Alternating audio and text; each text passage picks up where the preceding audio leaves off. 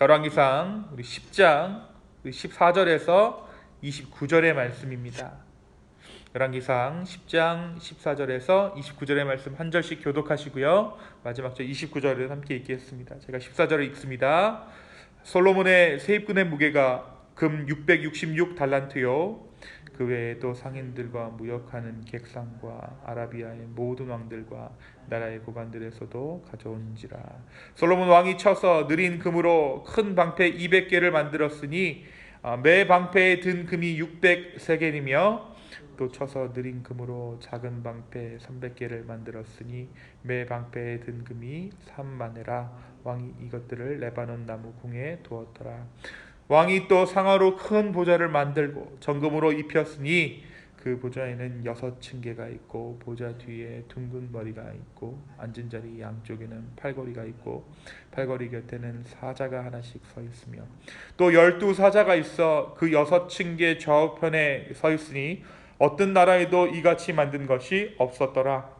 솔로몬 왕이 마시는 그릇은 다 금이요 레바논 나무 궁의 그릇들도 다 정금이라. 은기문이 없으니 솔로몬의 시대에 은을 귀히 여기지 아니함은 왕이 바다에 다시스 배들을 두어 히람의 배와 함께 있게 하고 그 다시스 배로 3년에 한 번씩 금과 은과 상아와 원숭이와 공작을 실어 왔음이더라.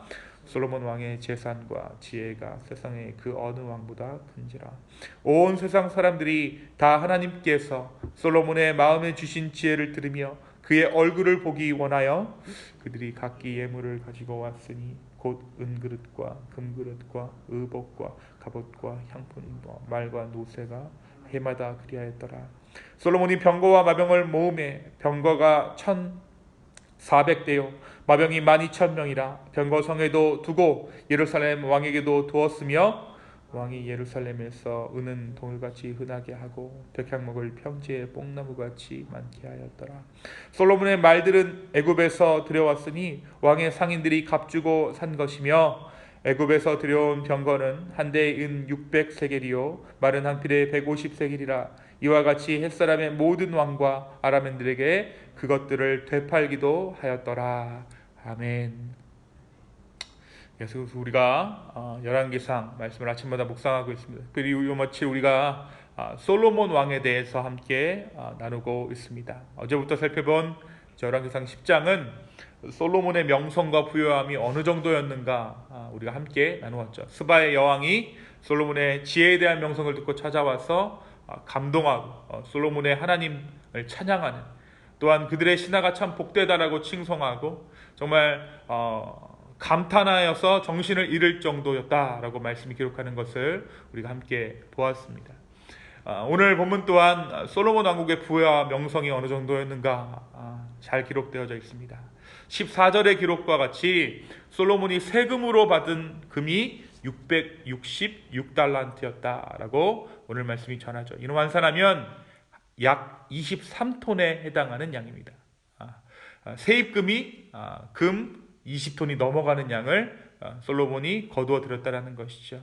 그래서 금이 지천에 깔린 것이 금이었어요. 그래서 왕궁 행사 때 사용되는 큰 방패와 작은 방패를 금으로 만듭니다.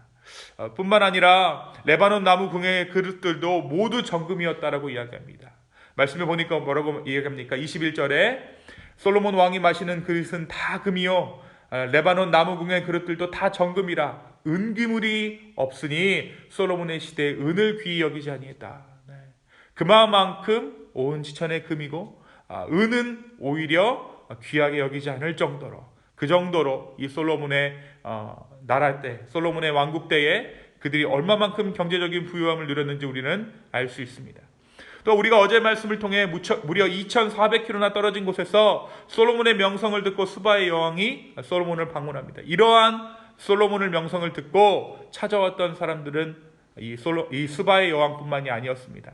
오늘 본문 23절에서 25절을 보니까 24절에 온 세상 사람들이 다 하나님께서 솔로몬의 마음에 주신 지혜를 들으며 그의 얼굴을 보기 원했다라고 기록하고 있어요. 그러니까 참 많은 사람들이, 세상의 모든 사람들이 다 하나님께서 솔로몬에게 주신 그 지혜를 들으며 솔로몬 아련하기를 원했다라고 기록하고 있는 것입니다. 이 많은 사람들이 솔로몬을 보고 나서 어떻게 했겠습니까? 스바의 여왕이 그랬던 것처럼 많은 예물을 또한 솔로몬에게 바쳤겠죠.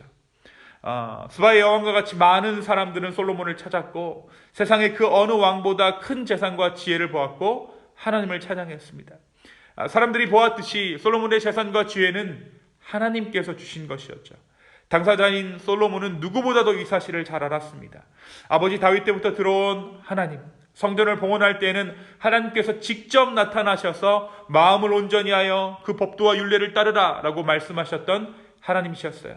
그 하나님을 믿고 따랐던 솔로몬이었기에 하나님은 하나님의 언약을 따라 그 나라와 왕위를 견고하게 하셨던 것입니다. 그런데 오늘 말씀 10장 후반부에서 우리는 일반적인 강대국의 모습을 이스라엘 안에서 발견합니다. 근데 이것이 무엇이 문제냐라고 반문할 수 있겠죠. 솔로몬이 일반적인 강대국의 모습에 이스라엘을 이루어가는 것이 무엇이 문제인가? 잘 살고 잘 먹고 잘 사는 것이 무엇이 문제인가? 라고 우리는 생각해 볼 수 있습니다.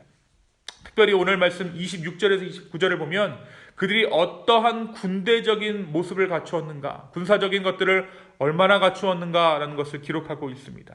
마병을 모으고 병거들을 모으기 시작했다는 것이죠. 애굽에서 말을 사들이고 가나안 족속 헷 사람들에게 그것을 되팔기도 합니다. 지금으로 치면 무기를 무역한 것이죠. 여기서 팔아서 저기다가 파는. 여기서 말하는 말은 단순한 가축이 아닙니다. 군대적인 군사적인 목적이 있었던 것이죠. 어찌 보면 참으로 자연스러운 일입니다. 성경이 말하는 솔로몬 마병 부대는 그 왕국의 명성과 잘 어울려 보이는 규모를 자랑하고 있었어요. 26절에 보니까 솔로몬이 병거와 마병을 모음에 병거가 1,400대요 마병이 12,000명이라 병거 성에도 두고 예루살렘 성에도 두었으며 라고 기록하고 있습니다. 선진국이라 말하는 나라들이 그에 걸맞는 국방비와 부대를 갖추어 가는 것은 세상 속에서 자연스러운 질서라는 것이죠. 하지만 어떻습니까? 이스라엘은 강대국을 목적으로 세워진 나라가 아니었습니다. 이스라엘이라는 나라의 목적이 강대국이 아니었다는 거예요. 특별히 하나님께서 주신 율법이 기록된 신명기에 따르면 하나님께서 뭐라고 말씀하시냐면 병마를 많이 두지 말라라고 하나님께서 말씀하세요. 많은 아내를 두지 말고 은금을 많이 쌓지 말라라고 하나님께서 명령하셨다는 것이죠.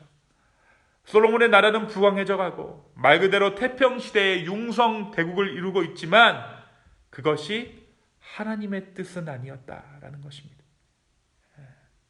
사랑하는 성도 여러분, 오늘 말씀은 우리에게 무엇을 말해주고 있습니까? 어떻게 보면 굉장히 뭔가가 잘 풀려가는 모습이고 이스라엘과 솔로몬이 더 이상 걱정할 것 없는 그러한 모습입니다. 그런데 오늘 말씀은 뜻을 정하여 헌신하지 않은 시간은 반드시 죄로 흘러간다라는 사실을 다시 한번 우리에게 보여주고 있어요. 우리가 지난 며칠간 나누었던 솔로몬의 위대함에 대해서 우리 다시 한번 생각해 보시기 바랍니다. 그는 모든 것을 가진 자였어요. 지혜롭기는 세상에 비길 자가 없었고 막대한 부를 지녔죠. 명예도 가졌습니다. 가만히 있어도 세상에 많은 사람들이 솔로몬을 아련하기 위해 찾아옵니다. 사람들의 이목이 솔로몬의 입술을 주목하고 있습니다. 그의 말 한마디면 굉장한 영향력이 있었다는 것이죠. 어떤 사람은 2,400km 밖에서부터 그를 찾아옵니다. 지금은 2,400km가 아무것도 아닌 것 같아도 당시에는 몇 날 며칠이 걸려서 도착하는 거리입니다. 그 거리를 마다하지 않고 솔로몬의 말 한마디를 듣기 위해서 찾아왔다는 것이죠. 그런데 그랬던 솔로몬이 죄를 짓고 있습니다. 여러분, 죄를 작정하고 짓는 것은 아닙니다. 하다 보니까, 살다 보니까, 주어지는 대로 쌓아두다 보니까 지금 솔로몬이 죄를 짓고 있는 것이에요. 하나님께서 주신 지혜로 말미암아 죄를 짓고 있고 하나님께서 주신 재산으로 말미암아 그가 죄를 짓고 있습니다. 그의 창고에 마병이 쌓여갑니다. 기병들이 쌓여갑니다. 그것이 그런 하나님 앞에 죄악이었다는 것이죠. 왜 죄악입니까? 하나님께 구별되어서 하나님께 거룩한 나라로서 해야 할 몫을 하고 있지 않기 때문에, 말 그대로 가만히 있기 때문에 그들이 지금 죄를 짓고 있는 것이죠. 솔로몬 또한 죄인이었던 것입니다. 하나님께 정하여 드리는 시간이 아니면 우리는 죄를 짓게 되어 있습니다. 거룩하여 구별하는 인생이 아니면 우리는 너무나도 자연스럽게 죄를 짓는 인생들입니다. 오늘 이 아침 이 하루의 주인이 우리 주님 되신다는 사실을 다시 한번 인정하면서 이 하루를 거룩하게 구별하여 드릴 수 있는 저와 여러분 되기를 예수님의 이름으로 축원합니다. 두 번째는 하나님의 나라인 이스라엘의 목적은 잘 사는 것, 강대국이 아니었다라는 것을 우리는 오늘 말씀 가운데 발견하게 돼요. 마찬가지로 우리의 삶 또한, 예수 그리스도 안에 있는 우리의 삶 또한 잘 사는 것, 강대국이 되는 것이 우리의 삶의 목적이 될 수 없다라는 것이죠. 그것은 우리의 삶의 목적도 아닐 뿐더러 우리의 신앙의 목적도 아니라는 것입니다. 불을 쌓고 점점 강해져 가는 나라가 되어가는 것이 이스라엘을 어떻게 만들었는가? 멈추는 법을 잊게 만들었어요. 중도의 어떤 그러한 멈춘 적정선을 잊게 만들어버렸습니다. 여러분, 하나님의 은혜는 우리로 하여금 적정선을 알게 해요. 복음은 우리에게 나아갈 바를 알게 하지만 멈추는 선도 알게 합니다. 은혜를 잃어버린, 하나님의 도우심을 잃어버린 솔로몬은 하나님께서 정해두신 선을 넘어버리고 말았습니다. 사랑하는 성도 여러분, 하나님께서는 하나님을 의지하는 이스라엘을 원했어요. 하지만 이제 그들이 가진 것을 의지하기 시작합니다.